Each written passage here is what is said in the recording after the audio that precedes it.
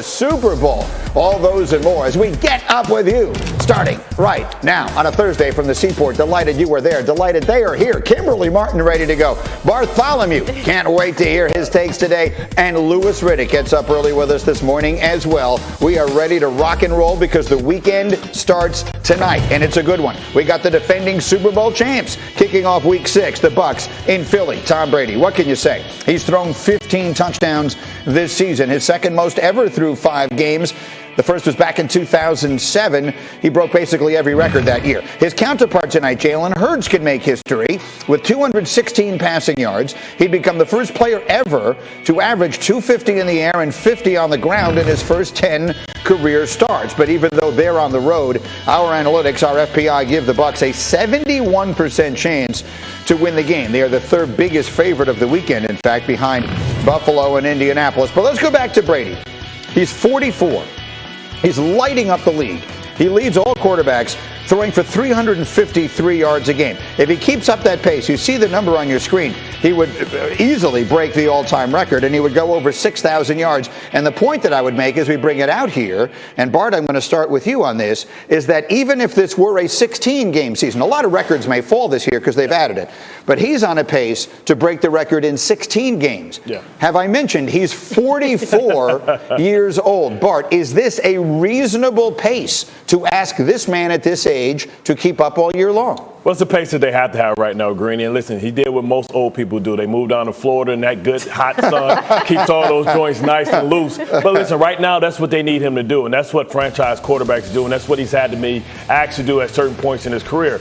What's the elephant in the room is that this defense isn't elite right now. I mean, how could it? It's missing 4 of his starting, defensive backs. So right now they're asking him, hey, we can only win one way. Let's get a big lead and let's make teams one-dimensional. They're 26 in the league in rushing, and that's because they have to right now. They have to lean on Brady until the troops come back. And listen, he's going to get reinforcements. What I really will be watching for with the Tampa Bay Buccaneers is what they're going to do as far as moving somebody, maybe acquiring some help so that they can take a little bit off his plate. I think a guy like OJ the Juice Man could be somebody that should be on the move once Grunt comes back because he's a surplus at the tight end position. And that's what I'm more excited to see. What are some of these contending teams are going to do to kind of get reinforcements and push all the chips to the middle of the table? I hear that. Look, I never want to sell short Tom Brady, but the facts are the facts. About to sell him in the entire history of the sport, he's only the 4th quarterback ever to start a single game at this age. All of them combined had only won 1 before Brady came along. That was Vinny Testaverde. Yep. He's already won 4, and they're asking him to basically be the MVP of the league. I'll ask it again. Is that a reasonable expectation? That's what you require of elite players, right? Yeah. I mean, the facts are the Bucs and Brady, they're on a very tight window, right? They're trying to win Super Bowls. Mm-hmm. Brady is 44. Could he play till 50? We'll see. But at the end of the day, when it comes to stats and logic, throw all that crap out the window. Honestly, when it comes to Brady, because this is a guy where I don't think you can number crunch and it gives you a clear idea of what he's capable of. Because every time people write him off or say, oh, Brady's done, he comes back and guess what? He wins Super Bowls. So I get that. Louis, I got one more shot here, and it's with you. And I'll say it again. It's all well and good to say you can win with a 44-year-old quarterback if he's Tom Brady. I get it. But can you win a championship asking your 44-year-old quarterback to have to be that good every single week? Because candidly, if he's not, this team around him is not playing well enough to do where they want to go. Well, let's just go back to the offseason, Greeny. Look, Tom said that this year would be better than last year because this year he was going to be healthy. This year, he had no limitations from a physical standpoint, even at 44 years old.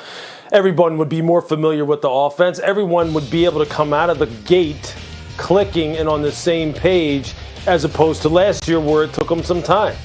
And everything that he said is happening. And for him himself, look, he's redefining what sustained excellence looks like. We understand we're in waters right now that none of us have swam in. None of us have even navigated at any point in time, including him. But that's what's so cool about it. And that's what right now they are putting their trust in the fact that he knows what it takes at this point in time in his career better than anyone else to sustain the excellence that he is already putting forth in this young season. And if I'm Bruce Arians and I'm the rest of his coaching staff, I'm riding that One, because I have to, and two, I'd be stupid to stop it. I mean, no one else has, so why should I be the one who slows down this offense? 0 for 3, Greeny. I can't find any concern, and that's fair enough. Look, maybe he just isn't. I have a little concern. Maybe he's not even a human being. I mean, I guess in a world where William Shatner can be in space at the age of 90, Tom Brady can win a Super Bowl at the age of 44. It's not impossible, but it's never happened before. Meantime, speaking of asking quarterbacks to do everything, their opponents tonight are the Philadelphia Eagles. And how about this? No team is depending on its quarterback or anybody more than the Eagles are depending on Jalen Hurts, who was accounted for 87% of their total offensive yards this year. That's the most of any player on any team. He's obviously their leading passer, but he is also their leading rusher. And, you know, I keep always prefacing these by saying it's unfair to make every single game a referendum on Jalen Hurts' future in Philly, but it does kind of feel that way. Based on what we've seen so far, Lewis, this time I'll start with you. Based on what we've seen so far, do you feel like this is trending towards this being Jalen Hurts' team beyond this season? I think it's potentially trending that way. Yeah, I think they need to do some things in order to help him, number one. But even before that, just remember now, Jalen is essentially, although he's a second-year player, he's essentially still in his rookie season. This guy who has less than 10 career starts. So I think at this point in time, you know, if this was any other player, if it was a first-round rookie quarterback who had not even made 10 starts yet, I don't think we'd be able to say whether or not he for sure is your franchise quarterback of the future. But I think with him, yeah, the offense needs to kind of balance itself out some. And I'm not saying it needs to be 50-50 run-pass ratio, and they need to take a bunch of things off of his plate. But look, I mean, Brandon Staley eloquently put just how important the run game is from what it does to the defense and how it can soften the defense for you and help accentuate the skills of a young quarterback and help things out for him, just from wearing them out physically a little more. And Philly has the tendency to want to forget that and make it more difficult for him. But I think all in all, it's trending in the right direction for him for sure. What do you think, Brian? I've always said, listen, when you're a young player, you get an opportunity to be a starter. I don't care what position it is, but especially the quarterback position. I don't want to hear any excuses about how much your workload is. I can remember being a backup and trying to change the narrative of my career, running down on kickoff. And finally, I got an opportunity to start. And guess what? It didn't relieve me of my special team plays. And I can remember playing 107 snaps, 110 snaps, and I wouldn't dare complain. Listen, he's auditioning every single time he steps on that football field because the elephant in the room is that they're sending care packages to Indianapolis, hoping that Carson Wentz can stay healthy so they can have 3 first-round draft picks. And if you have that type of draft equity, you really have to ask yourself, should you use those 3 draft picks to go get Deshaun Watson? Right. Deshaun Watson, Russell Wilson, who knows what other names might be involved in that conversation next year. What do you hear from people around the league? The jury's still out. I think everybody's sort of pointed out that it's still early. It is week 6. And because of the draft capital that they could have, and the names of guys that are out there potentially next offseason,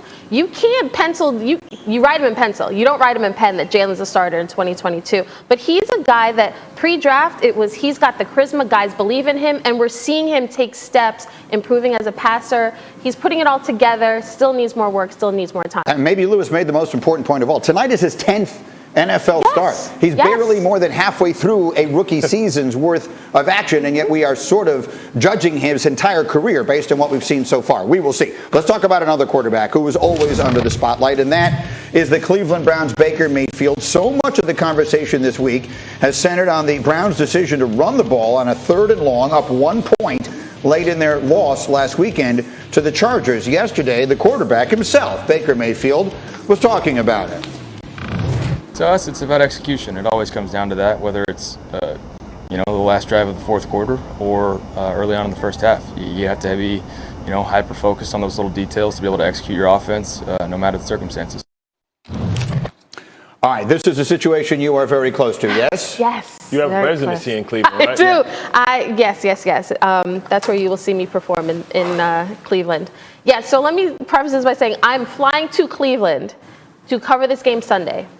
I will be in Cleveland for the Thursday night game against the Broncos as well. So I've covered a lot of Browns games. Let me also say, I'm a big Baker fan. I love cocky Baker. I live for cocky Baker. But what I'm seeing is a Baker that doesn't look as confident, a Baker who doesn't look as accurate all the time. Young Baker, despite all the head coaches he's had, he looked more accurate earlier. Now, he leads the league in off-target throws of 20 plus yards. Like that to me is a problem. And I don't know if it's part of it is Baker, is it confidence, is it Stefanski? Greeny, you mentioned 3rd and 9. Yeah.